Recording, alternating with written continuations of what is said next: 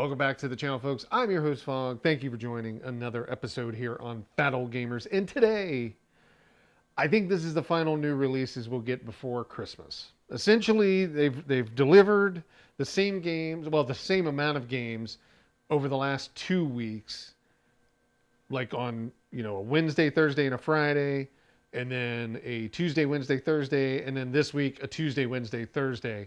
Which kind of makes sense, being that tomorrow, Friday, is Christmas Eve. You're not going to see pretty much anybody working. So I think the one that came out today, Thursday the 23rd, is the last new game we'll get before everybody who's either getting these for Christmas or giving these for Christmas kind of has their table in front of them then. So what we've got, 2 new games, one yesterday, one today. The game yesterday was Fourzy. And that came out $5.99, and it's kind of I guess I would equate it to a Connect 4, a more advanced Connect 4 game. It's really cool. It's a 2-player game, can play against the CPU as well, so it is a single-player game as well. But it's meant for multiplayer, 2 people playing together, just like Connect 4. But we'll showcase that one. And then you had, surprisingly, and I'll say this as a funny joke, if you look at the comments, I think it was on a video from about 2 weeks ago. Just last night, I was getting back to responding to everybody that I had missed. I responded to somebody's comment about and I apologize for the viewer that I can't remember. I don't think it was Maxwell House. Usually he leaves some good things on there, but it was another viewer, I think, that had mentioned hey, they should take and do something more with Harry Potter. And they had mentioned Harry Potter chess, and I said, that would be really amazing if they would do that. And lo and behold, what do we get today? We get Harry Potter wizard chess. Kind of an interesting, funny, random thing, but that came out for $12.99. So, got both of those. There's also a DLC or a in-app purchase that we'll talk about briefly for No Cops, Just Robbers. And there was a bunch of apps that got updated, funny enough. And there's Yoda.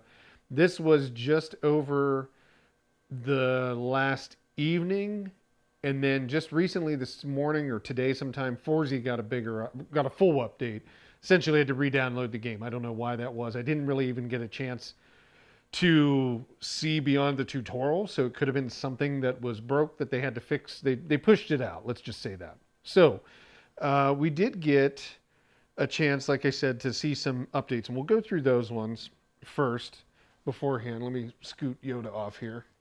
Now, a couple of the games did get some, not significant, but some, but there were essentially this entire row here, Battleship, Candyland, Checkers, Chess, they all got an update. Battleship, Checkers, and Chess, I don't really know what the updates were for. Maybe bug fixes, something like that. Candyland's the only one doing anything remotely like an actual updating off there.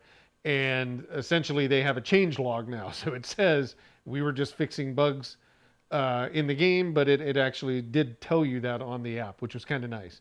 Then Connect 4 got an update, which was I couldn't see anything that had changed. And then there was an update for Dots and Boxes.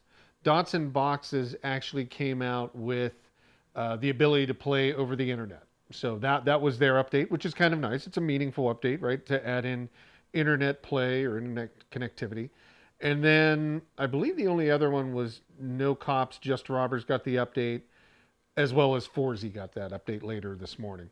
So, No Cops, Just Robbers, that was a $2.99 update or in-app purchase was part of the update.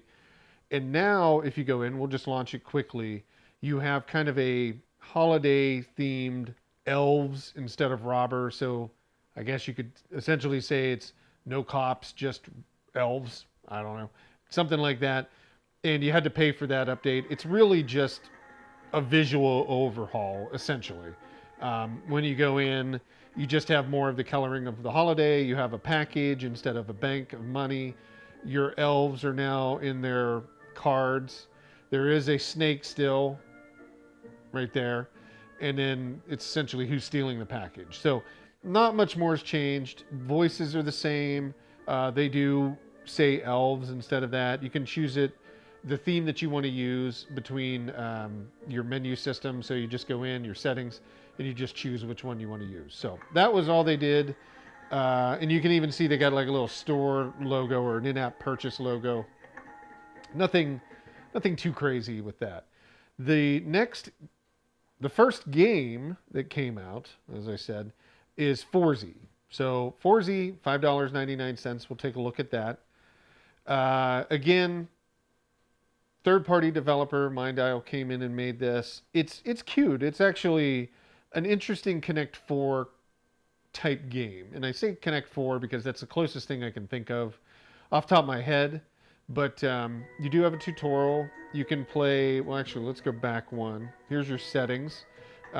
Their own settings. They didn't go with the standard Infinity game table setting design.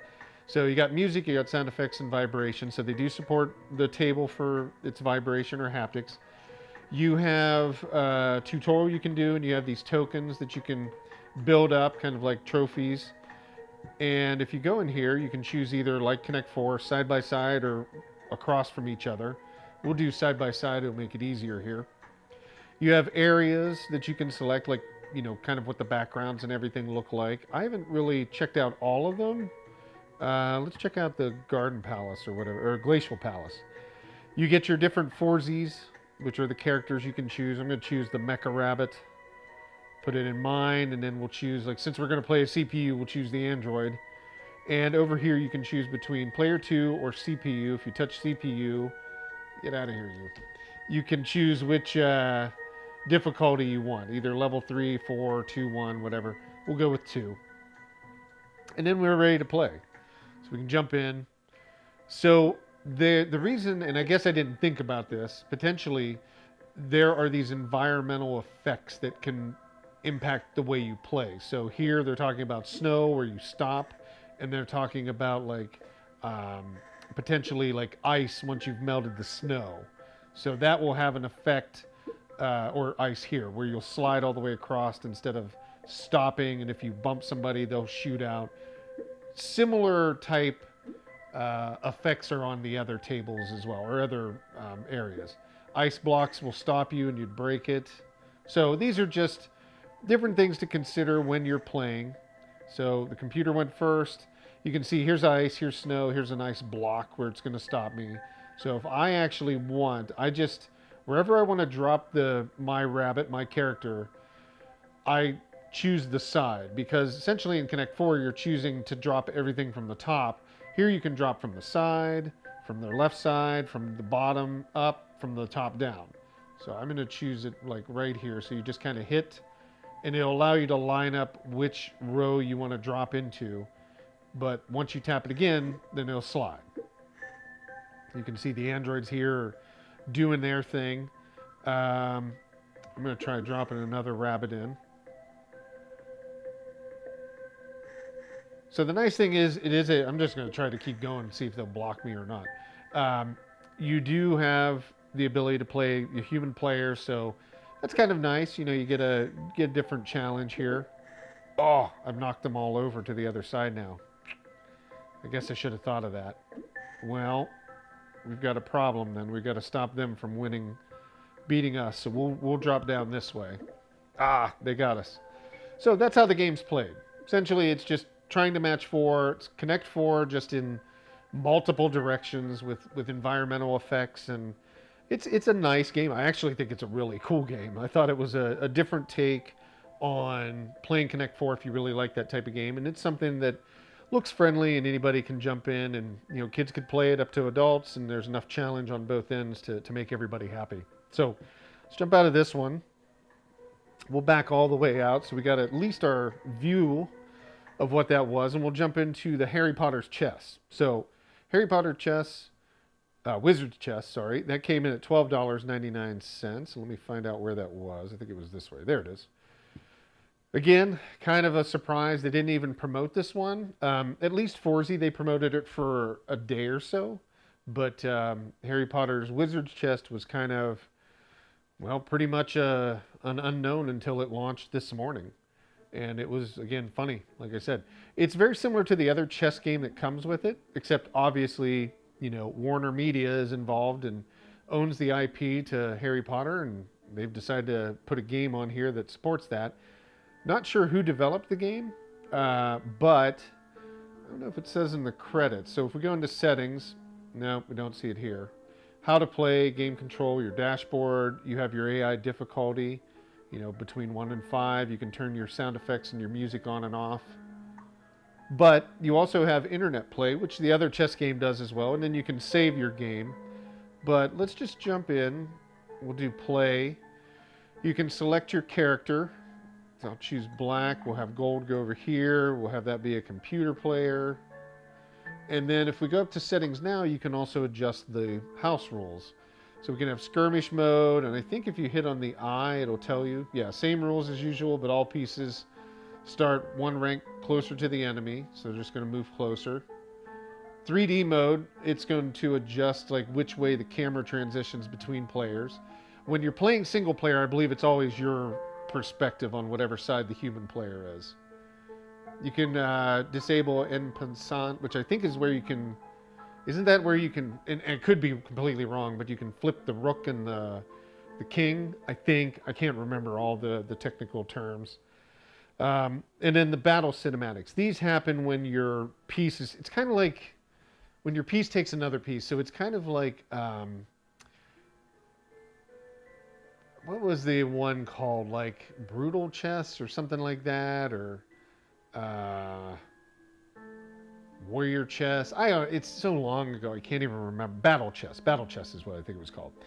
It's kind of like that, where you can see like the moves happening. So we'll leave that on for this one, but let's turn on 3D mode and we can go ahead and start. And I'm indifferent on this game.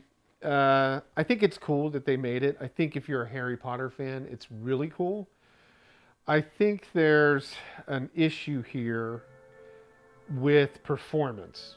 And I don't know if that is a performance issue because it's not optimized, or, there needs to be an update, but it tends to feel like it's running at like 15 to 20 frames per second rather than 30 frames per second. You can kind of see that everything looks a little bit slower. You really can't drag your pawn. For example, you have to touch the pawn, and then, dragging them does nothing, but if you touch the circle, they move.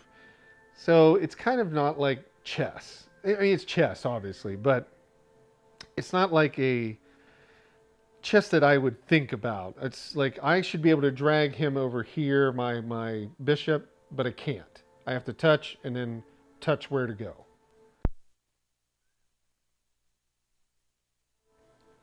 So you can see the way the game plays out, though, when you're attacked, right here it's happening. You get like a little screen visual effect of like the battle happening.